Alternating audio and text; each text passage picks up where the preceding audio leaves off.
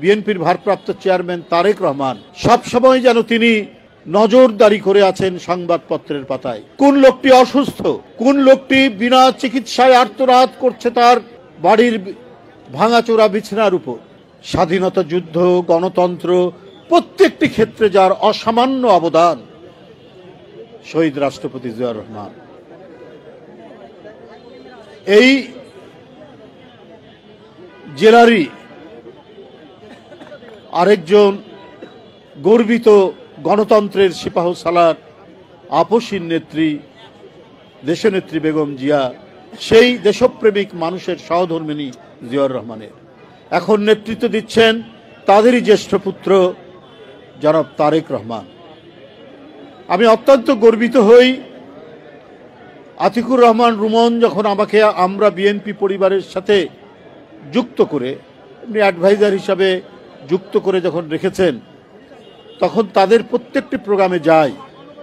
আমরা তো রাজনীতির লোক, রাজনীতি করি, মিছিল করি, মিটিং করি, এইসব নিয়েই ব্যস্ত থাকি। কিন্তু রাজনীতির যে একটি মানবিক তাগিদ আছে, সেই তাগিদটা আমরা অনেক সময় অনুভব করি না। কিন্তু সেই তাগিদটা অনুভব করেছি এই আমরা বিএনপি পরিবারে। রুম্মনের নেতৃত্বে যে সংগঠনটি দাঁড় করেছে মাত্র ১.৫-২ বছরের মধ্যেই, এটি বাংলাদেশের মানুষের কাছে পরিচিত। কারণ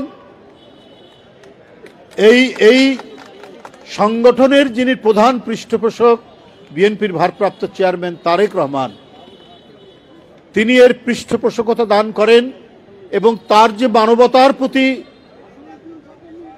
যে আকুলতা, এটা অভিভূত করেছে।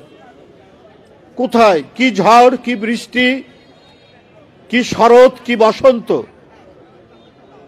সবসময় যেন তিনি নজরদারি করে আছেন সংবাদপত্রের পাতায়।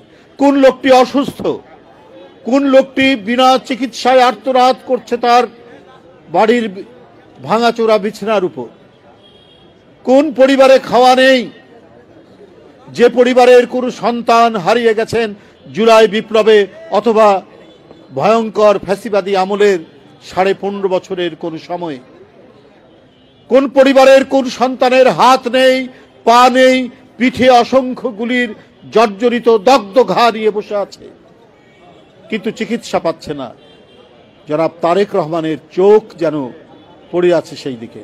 রুমন, তুমি তোমার টিম নিয়ে যাও, তাদের পাশে গিয়ে দাঁড়াও। এই টিম যাওয়া মানে শুধু ওই টিম যাওয়া না, রিজভী আহমেদ, রুমন বা মিথুনদের যাওয়া নয়। এই টিম যাওয়া মানে স্বয়ং তারেক রহমান তাদের পাশে গিয়ে দাঁড়াচ্ছেন। এমন একটি মানুষ যিনি জন্মেছেন এই মাটিতে, বগুড়ায়। তো সুতরাং এখানে কেন আসতে আমরা উদ্বেল হব না? এরকম অসংখ্য কত কাজ তিনি বিভিন্ন সময়ে করে রেখেছেন আমাদের জানা নেই। মাহবুব ভাই এতক্ষণ